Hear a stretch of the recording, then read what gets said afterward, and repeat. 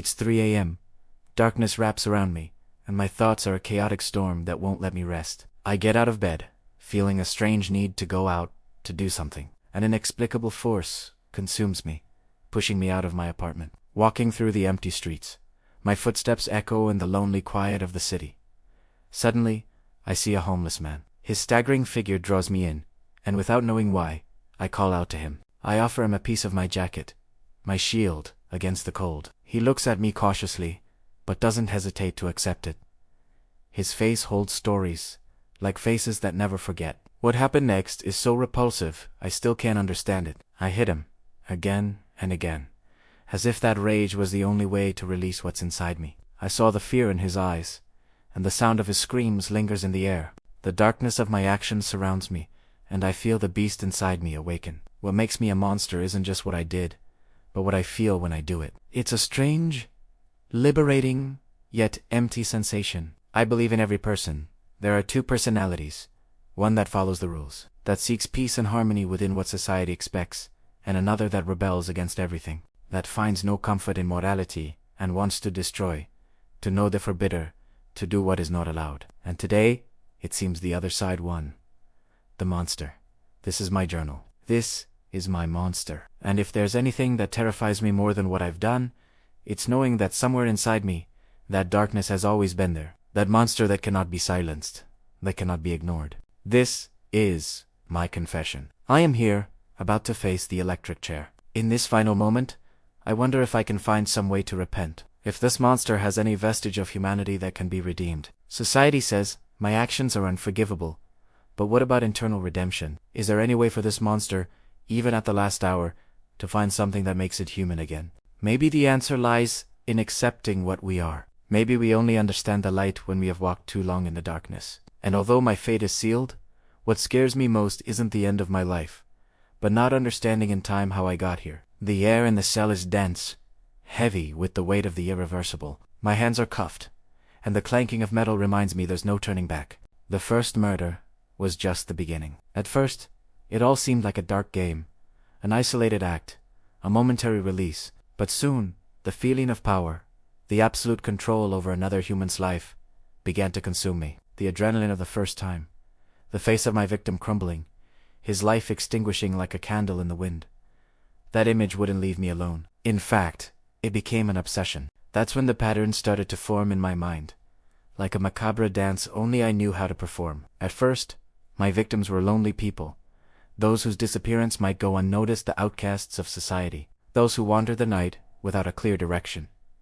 No one missed them. But with each murder, it became harder to stop. I began to choose my victims with more precision, and though I tried to maintain control, something inside me said I was getting closer to the edge, that there was no turning back. My victims weren't chosen at random. Each one represented something I desired or feared. The homeless man from the first time, for example, represented desperation, the struggle to survive without control. Later, the victims became symbols. A young man walking down the street with a confident attitude, a businessman who never smiled, a woman who never said a word. The monster began to recognize patterns in the attitudes and behaviors of others.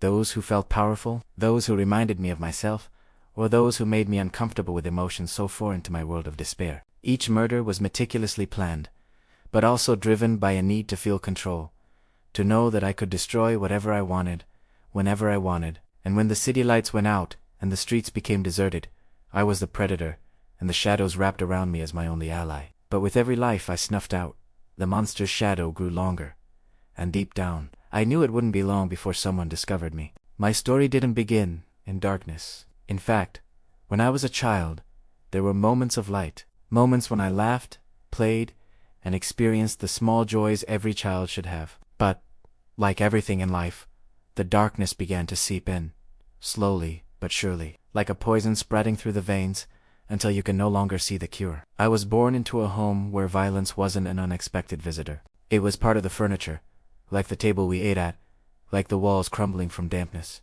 My father was never a figure of affection. I remember his face, marked by years of frustration and anger, his raspy voice that always seemed to cut the air, and his hands, which never trembled when dishing out punishment. He wasn't an evil man. He was just broken. Life had crushed him, and he took it out on everything he had. Sometimes it was me, other times my mother, or even the dog. My mother was different. She tried to be the counterweight to that anger, and although her heart held love, her ability to protect us was limited. I remember the first time I felt something dark in me. It was an evening when my father hit me in front of my mother. She looked at me with that desperate gaze, as if her only wish was to stop him, but she couldn't. The pain wasn't just physical, but emotional.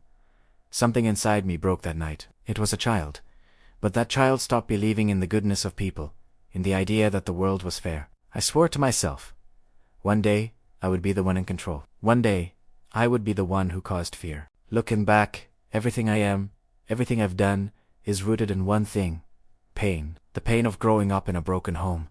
The pain of being a victim and then a victimizer. The path to violence wasn't something I consciously chose. It was a long, gradual process, a chain of decisions that led me into the dark. And though I can't change what I've done, I now understand one thing: violence never brings peace. It only leaves an even bigger void. The cell door opens.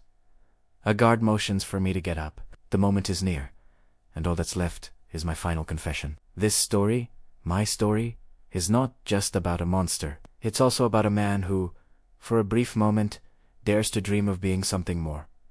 Perhaps this is my end, or perhaps, somewhere, whatever is left of me can find a new path. A path towards redemption. But if not, at least I'll have the peace of knowing